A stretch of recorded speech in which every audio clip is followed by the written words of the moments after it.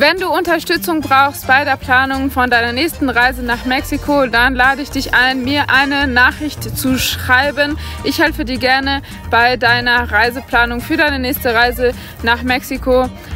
Egal welche Aktivität dich interessiert, ob du Wasser, Berge, Stadt, Natur, egal was dich interessiert, du kannst es in Mexiko auf jeden Fall finden und ich helfe dir gerne dabei, diese Reise zu planen, damit du die Reise deines Lebens in Mexiko erleben kannst. Es gibt eine große Vielfalt an Orten, an Menschen, an Gastronomie und wirklich ganz, ganz tolle Erlebnisse, die du niemals vergessen wirst. Wenn du mehr erfahren möchtest über alles, was du in Mexiko machen kannst, dann lade ich dich ein, alle meine anderen Videos über Mexiko zu schauen.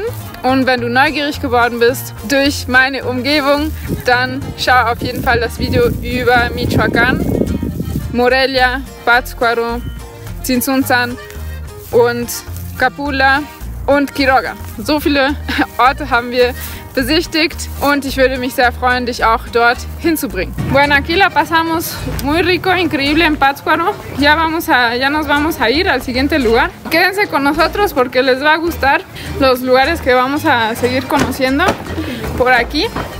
Y pues le copié a Grisela su sombrero que me acabo de comprar. Me dijeron que este sombrero, o a Grisela le dijeron que este sombrero se llama robavacas. Yo sí les creo. Les dio mucha risa. Y yo también sí les creo. Es que lo quiero decir en alemán. Ja, ich habe mir diesen Hut gekauft. Ich habe Grisela nachgemacht und habe diesen Hut vorhin gekauft. Und dieser Hut heißt robavacas. Das bedeutet auf Spanisch Kühe klauen.